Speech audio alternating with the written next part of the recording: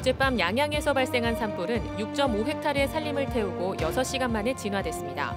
영동 지역은 산불 발생 위험이 매우 높습니다. 동해안에서 일본과 러시아를 오가던 크루즈 페리가 운항 중단 2년 만에 다음 달 운항을 재개할 예정입니다. 강릉 안인화력 사망 사고와 관련해 노동계가 사고 원인 규명과 책임자 처벌, 재발 방지 대책 마련을 촉구했습니다. 폐광 지역 7개 시군의회가 폐특법 시효 폐지를 촉구했습니다. 폐광 지역 사회단체들은 대정부 투쟁까지 예고했습니다. 안녕하십니까. 뉴스데스크 강원입니다. 어젯밤 양양에선 창고에서 난 불이 산으로 번져 주민들이 한때 대피하기도 했습니다. 밤샘 진화 작업으로 6시간 만에 불은 껐지만 6.5헥타르의 산림 피해가 발생했습니다. 동해안 전역에는 대형 산불 위험 예보가 내려져 계속 주의가 필요합니다. 박은지 기자입니다. 깜깜한 어둠에 잠긴 야산에 시뻘건 불길이 활활 타오릅니다. 강한 바람을 타고 삽시간에 번지는 불길을 막아보려 진화대원들은 쉬지 않고 물을 뿌립니다. 어젯밤 10시 17분쯤 양양군 양양읍 사천리에서 불이 났습니다. 창고에서 시작된 것으로 보이는 불은 곧장 바람을 타고 산으로 번졌습니다. 건조 경보 속에 헬기도 뜰 수 없는 한밤중에 불이 난 데다 춥고 바람까지 강하게 불어 진화 작업에 어려움을 겪었습니다. 특히 산자락에 민가와 펜션들이 있어 중형 재난에 해당하는 대응 2단계가 내려졌고 천여 명의 인력과 차량 70여 대 등이 동원돼 불길에 맞섰습니다. 밑에 있는 진화대원과 지금 저희는 밑에서 아래로 치고 있어요. 그렇게 해서 지금 불을 감싸가지고 잡으려고 하는 계획입니다. 안 그래도 밑에 민가가 있기 때문에 민가 쪽으로 안 번지게끔 지금 저희가 최대한 속도를 내고 있는데 인근 40여 가구 주민 80여 명도 맨몸으로 대피해 뜬 눈으로 진압 상황을 지켜봤습니다. 지금 이제 늦은 시각인데 네. 주민들이 불 때문에 그렇죠. 다들 걱정해요. 좀 다들 뭐 잠도 못 이루고 좀 나와서 좀 보고 있는 상황입니다. 다행히 큰 불길은 새벽 2시쯤 잡혔고 불이 시작되고 6시간 만인 새벽 4시 15분쯤 완전 진화됐습니다. 날이 밝은 뒤에도 강풍을 타고 불씨가 되살아날 것에 대비해 산림당국은 진화 헬기와 인력을 배치해 잔불 정리와 뒷불 감시를 이어갔습니다. 주택과 창고, 차고 등 6동이 타고 산림 6.5헥타르가 피해를 본 것으로 잠정 집계되고 있는 가운데 원인 규명도 시작됐습니다. 산불 진화 작업이 완료되면서 처음 불이 시작된 것으로 추정되는 창고 건물에서는 경찰과 소방의 합동 감식이 벌어지고 있습니다. 막 이러는 거예요. 그러니까 신랑이 우박 떨어진대요. 소리가 따다다닥 소리가 나니까 그래서 무슨 우박이야 하고 창문을 딱 열으니까 불이 붙어갖고 바람이 많으니까 저쪽으로 바람이 절로 불었거든요. 근데 확 올라가더라고요. 영동 지역에는 여전히 건조특보와 강풍특보가 계속되고 있습니다. 산림청 국립산림과학원은 내일까지 영동 지역은 양간지풍의 영향으로 거센 바람이 예상된다며 동해와 삼척에 대형 산불 위험 경보를, 고성, 속초, 양양, 강릉 등에는 주의보를 발령했습니다. MBC 뉴스 박은지입니다. 최근 건조한 날씨 속에 산불이 잇따르고 있는 동해안 지역에 대형 산림 헬기 2대가 전진 배치됐습니다. 산림청 산림항공본부는 지난 8일 삼척 신기면을 시작으로 강릉 옥계와 성산, 양양, 사천리 등에서 크고 작은 산불이 잇따르자 삼척과 고성에 KA-32 카모프 헬기 1대씩을 긴급 배치했다고 밝혔습니다.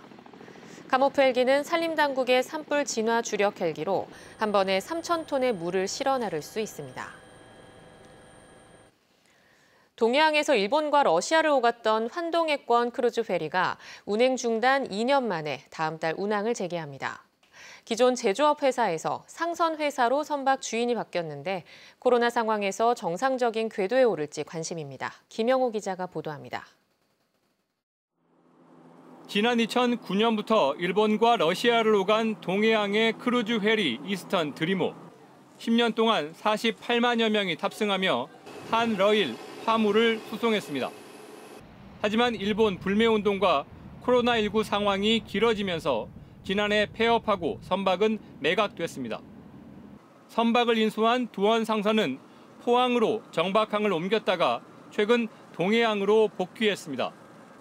동해항에서 운항을 재개하겠다는 뜻을 밝히고 현재 외항 정기 여객 운송 사업 면허 발급을 기다리고 있습니다. 선사 측은 물류 중심의 운항 계획을 세웠고 점차 운항 횟수를 늘리겠다는 목표를 동해시에 제시했습니다. 주 2항차 내지 3항차를 하면서 기회를 이제 줌으로 해서 물류라든가 그 여객이 쪽으로 이제 많이 이용할 수 있는 그런 어떤 이제 항로를 열어가는 게. 문제는 해외 여행이 어려운 코로나 상황에서 탑승객 없이 물류 수송으로 항로를 유지할 수 있느냐 하는 겁니다. 이 때문에 운항 초기 지자체의 지원금에 관심이 쏠리고 있습니다. 동해시는 기존 DBS 때보다는 지원금 지급 기간과 규모가 줄었다고 밝혔습니다. 코로나 전국이 이제 호전이 되면 이제 본격적으로 이제 서비스를 개시해야 될 텐데 화물이 어떤 경제성을 가져올 수 있을 만큼 이제 올라올 수 있는 데까지 공공재로 이제 지원을 하는 거죠.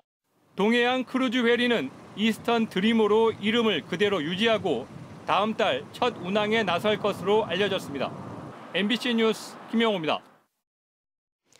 코로나19 백신 접종이 7일 앞으로 다가오면서 백신을 각 지역 보건소까지 안전하게 이송하는 훈련이 펼쳐졌습니다. 강원도는 11월까지 92만 명 백신 접종을 목표로 하고 있습니다. 백승호 기자가 보도합니다.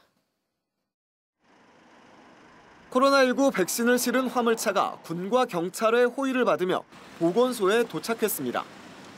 이송 과정에 문제가 없음을 확인하고 백신을 넘겨받습니다. 경북 안동에서 생산된 아스트라제네카 백신을 지역 보건소까지 안전하게 이송하는 모의 훈련입니다. 강원도에서는 춘천과 원주, 강릉과 인제, 철원 등 모두 5곳에서 이송 훈련이 펼쳐졌습니다.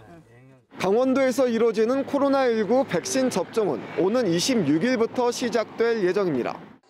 강원도에서도 요양병원과 요양시설 입소자와 종사자들이 가장 먼저 백신을 맞게 됩니다.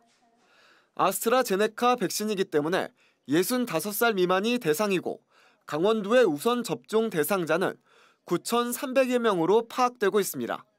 치사율이라든지 그다음에 감염병 전파가 쉽기 때문에 고위험 시설로 봐서 저희가 고위험 시설에 대한 부분에 대해서 먼저 접종을 하게 됐습니다. 이후 치료 전담 병원 종사자와 고위험 의료기관 종사자들이 차례로 백신을 맞게 됩니다. 일반 주민들의 경우 빨라야 7월에나 백신 접종이 가능할 전망입니다. 화이자와 모더나 등 초저온 보관이 필요한 백신은 각 지역마다 마련된 센터에서 접종이 가능합니다. 4월 말쯤이면 도내 모든 접종센터가 문을 열 전망입니다.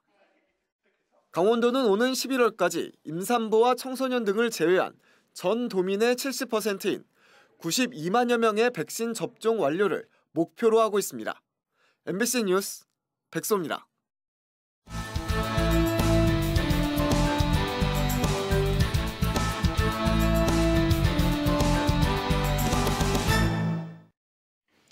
어제 강릉 안인화력발전소 건설 현장에서 추락 사망 사고가 발생한 것과 관련해 노동계가 진상규명과 재발 방지 대책 마련을 촉구했습니다.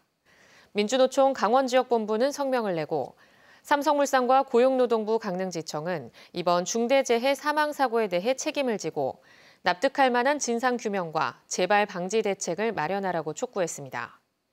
전국 플랜트 건설 노동조합 강원지부도 이번 사망 사고는 시공사의 안전 불감증과 고용노동부의 직무유기가 원인이라고 지적했습니다.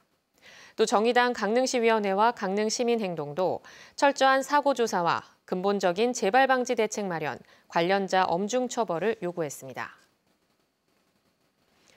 전국 폐광 지역 7개 시군의회가 폐특법 시효 폐지를 촉구하는 성명서를 발표했습니다. 태백과 삼척, 정선, 영월, 전남, 화순 등 전국 폐광 지역 7개 시군의회 의원들은 오늘 정선군의회에서 간담회를 열고 폐특법의 시한 규정은 폐광 지역의 경제 전망을 어둡게 하고 지역 발전을 막는다며 시효 폐지를 촉구하는 성명서를 발표했습니다. 또 폐광 지역 7개 시군 의장협의회에 발족해 폐특법 개정에 미온적인 태도를 보이고 있는 산업통상자원부 등 정부를 상대로 공동 대응해 나가기로 했습니다. 한편 폐광 지역 4개 시군 주민단체 연석회의도 폐특법 시효 폐지가 관철되지 않으면 다음 달에 주민투쟁 출정식과 상경 시위를 벌이겠다고 밝혔습니다. 해양 해양수산부에서 추진하는 2021년도 어촌 뉴딜 선도사업 대상지에 삼척 초곡항이 선정됐습니다.